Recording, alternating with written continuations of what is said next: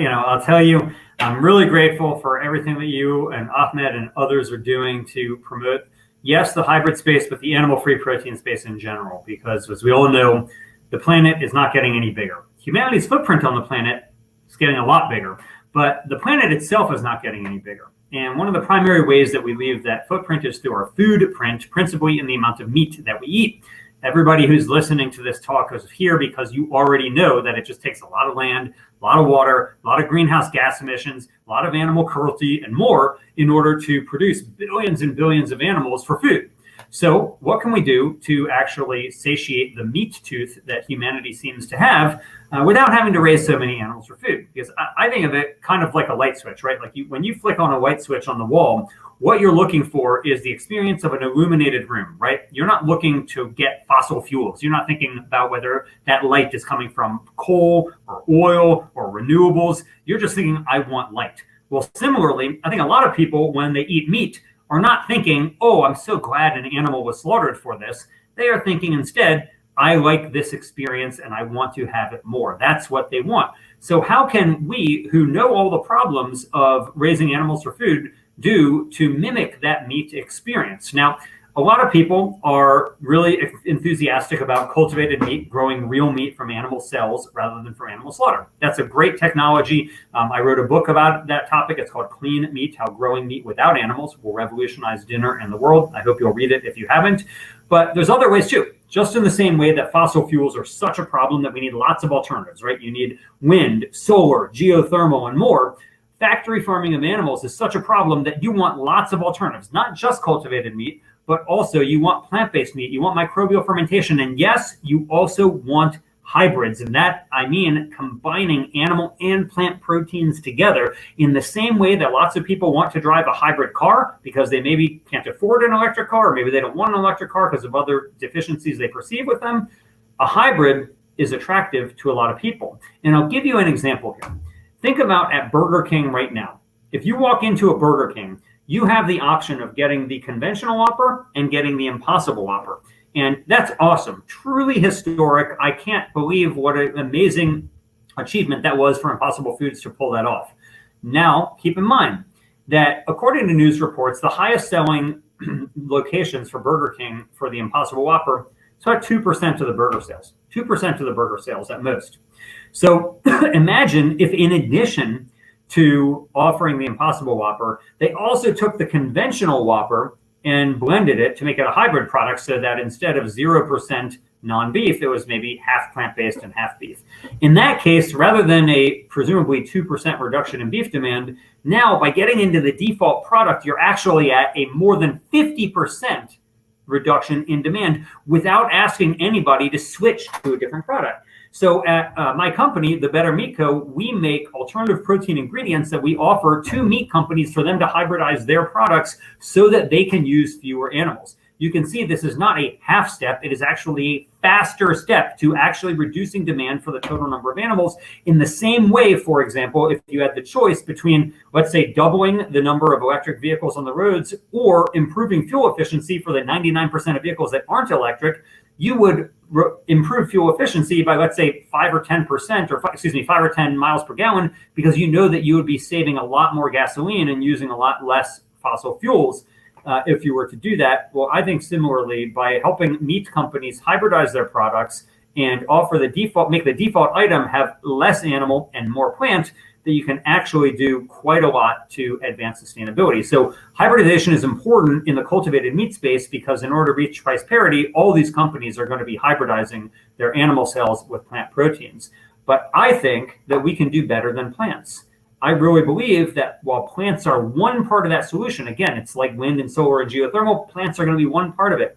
But there is a limitation to plants, because when you think about plant-based meat today, you think about all the animal-free meats that are on the market today, nearly all of them are made from either soy, wheat, or pea, or some combination thereof. Now, soy, wheat, and pea are great crops, but they all have one thing in common. They are plants. And plants are very far away from animals on the evolutionary scale. It takes a lot to get a plant to taste like an animal. That's why, let's say, if you take, for example, peas, you want to make pea protein, which is a common ingredient in plant-based meat today, you have to grow the field of peas, harvest that field of peas, mill it into a flour, fractionate it by removing out the fiber, removing out the fat, concentrating that protein down into a plant protein isolate, which is now a pea protein powder that like bodybuilders would use and so on. And then that has high protein like animal meat, but it doesn't have the texture. So you have to subject it to extrusion, which is a lot of heat and a lot of pressure, and it changes the molecular structure of that pea protein powder. So instead of being a globular protein like plants have, it becomes a stringy protein like what animals have. And then you get that pea protein texturized product that now has a more animal-like texture than the pea originally did. So the question is, like, can we do better than that? That's great. It creates cool products like Beyond Burgers, which are phenomenal. I love them. My hat's off to the company for their success. But it just takes a lot to make plants taste like animals. If only there were another kingdom that we could shake from that wasn't plant and wasn't animal. In fact, friends, there is. You have plants and you have animals, and then you also have fungi. And fungi are not, they are a kingdom unto themselves, but they are not like plants right here in the middle. They are way closer to animals, right? So they aren't right here, they're right here. So just as an example, plants photosynthesize, right? They grow in the sun and that's how they get their nutrition. Fungi, like animals, search out their food and digest it and consume it. Similarly, animals breathe in oxygen, breathe out CO2. That's what fungi do. Unlike plants, which breathe in CO2 and breathe out oxygen, fungi have to breathe in oxygen, breathe in CO2. This is why mushrooms have a much more animal-like texture, a much more meat-like texture than do plants. In fact, in Asian cuisine, mushrooms have been used for centuries as a meat substitute because mushrooms are so much more meat-like than plants. The problem is that, unfortunately, mushrooms don't have much protein. But you know what does? Mycelium. Mushrooms are the apple on the tree, right? They are the fruiting body of the fungi. But underneath the soil, there's a whole network of high-protein mycelium, sometimes referred to as mycoprotein, that grows that has a very meat-like texture. And just like there's a lot of plants that we can turn into meat, there's thousands upon thousands of species of fungi that we can turn into meat-like foods that we can do here at the Better Meat Co. in a very short amount of time. So what we're doing is running a microbial fermentation where we take microscopic fungi and we feed them potatoes. And just in the same way that a cow eats grass and converts it into a steak, our little microscopic fungi are eating potatoes and they're converting that high starch food into a high protein food and creating something that looks and tastes like animal meat without any of those processing steps that the plant proteins require. No extrusion, no isolation, no fractionation, no milling. We pull it out of the fermenter and we remove water and it automatically has a meat-like texture. Unlike that cow though, which takes more than a year before you slaughter that cow. So you got to feed her for more than a year before you slaughter her. Our little microscopic fungi are consuming these potatoes and growing up and getting harvested in less than 1 day. Less than a single day is all it takes for these microscopic fungi to convert potatoes into meat, and then we pull it out, remove water, and you automatically have the base that can be utilized either to make a fully animal-free product or can be blended into animal meats to have a hybridized product with a far more meat-like texture. And what that means, you go to a much higher inclusion ratio than you can with plants because it's so much more meat-like than it would be if you're using plants. So we at the Better Meat Co. are creating a mycoprotein that we call rhiza, that is Greek for root. And it's succulent, it's delicious, it's high protein, higher in iron than beef, higher in protein than eggs. And because it's a product of microbial fermentation, it's not a plant, it naturally contains vitamin B12 on its own, unlike plant foods. So I'm going to give you a very, very brief tour of the mycoprotein fermentation facility that we have built here in Sacramento. We encourage you to come visit us sometime if you want to come out and see how we make the non-meat out of fungi here. But I'm going to bring you first into our laboratory, and you can see what mycelium looks like when it's growing, and then I'll show you our actual fermentation facility. I know that we are limited in our time, so I'm going to be very brief. So I'm going to show you here. This is a live facility. Got people working behind me. But first and foremost, friends, hey, Jonathan, would you mind giving a tour for my live friends who are streaming to you right now and tell them what we're looking at right here? Sure. Hello. This is Jonathan, a senior scientist and fermentation expert at the Better Meat Co. Jonathan, what's happening here? This is a inoculation flask. So it's just a culture of our production organism that we're going to use to transfer to one of our larger reactors and propagate the strain in there. So this is actual mycelium that is growing, it's alive. This is like the little hatchery where the mycelium is growing up before we put it into a larger fermenter. Thank you, Jonathan. You're welcome. So you can see here we have a 40-foot mural on our wall showing our vision for the past and the future of humanity's procurement of meat. Up there you see the first panel is humans hunting bison, followed by humans trying to get cattle on the range. And then moving into the very beginning of factory farming where animals are starting to be confined, to those chickens in the next panel, which is modern day factory farming where animals are confined by the tens of thousands. And then going over to the future where you can see that big fermenter creating a big line of steaks that are coming out made of microprotein produced by the Better Meat Co. And the animals and the bison are back on the land because we're no longer dependent on raising animals for food. So that's the Better Meat Co. vision, a fermentation-fueled future of how we can divorce meat production from animal slaughter.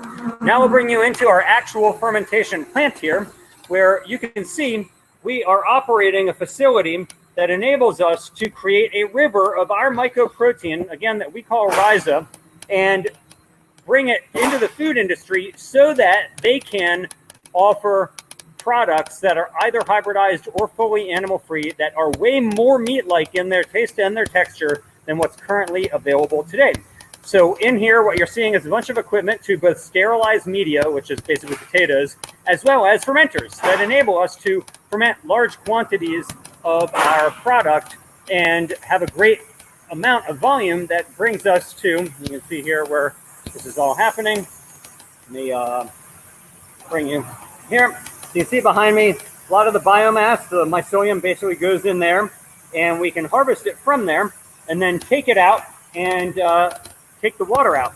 You see behind me here, we have a pantheon of fermentation gods. These are all actual real fermentation gods of various mythologies from Greek and Roman and more. And you can see our prayer to them here. As you can read, may your benevolence shine upon our facility and harness the power of fermentation to heal the world. So then after the product is done fermenting, which again takes less than a day, we can come in here, and this is how we remove water and essentially create the final product that we offer for sale to food companies so that they can hybridize their products or create the most succulent plant-based meats that are available out there. We're not using plants at all. We're making alternative meat from microscopic fungi that are delicious, nutritious, and importantly, are a whole food, not a texturized isolate, not a fractionate, but an actual whole food that is delicious. So you've gotten a very rapid tour of the Better Meat Co. here in Sacramento. I hope you'll come visit us in person for a tour and a tasting of our product. If you come to Sacramento, you can go to a steakhouse here and actually order one of our microprotein steaks. They are delicious. People love them. And I told Giza I would be, he said, take at most 15 minutes. So I'm stopping at 14 right here for his sake here. So I appreciate everything all of you are doing to help create a more sustainable and humane food future, one that's less reliant on animals and more reliant on plants and, of course, fungi too. So thank you very much. It's a real honor to be talking with all of you.